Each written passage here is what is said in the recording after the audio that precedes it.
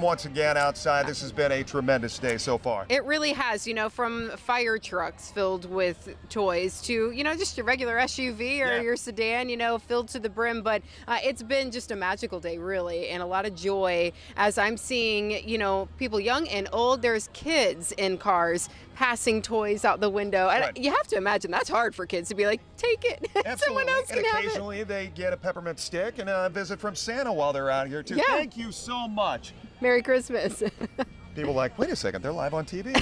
No, it's really happening. But the other thing that we were talking about off camera, we were saying the new executive director of Lucas County Children's Services was out here today. Comes from the east side of the state where they don't have things like this going on in these communities. So while it's in our DNA, right? And we think this is very commonplace. This happens everywhere. It doesn't. It doesn't. And these kids are in a situation that is no fault of their own. And they're being ripped away from their families. And they're in a stranger's house. And, they're throwing their belongings into trash bags. And we want to make sure that they have some joy on Christmas. So we have seen some really great things today. You talked about throwing their stuff into trash bags. Yes. And that was one of the calls that went out was for suitcases. Yes. We saw multiple suitcases dropped off today. Yeah, so that's wonderful to see. We've seen everything from, basketballs to little grocery carts to, I think there's a set of drums over there. I heard somebody trying to do their best paradiddles over there. Yeah.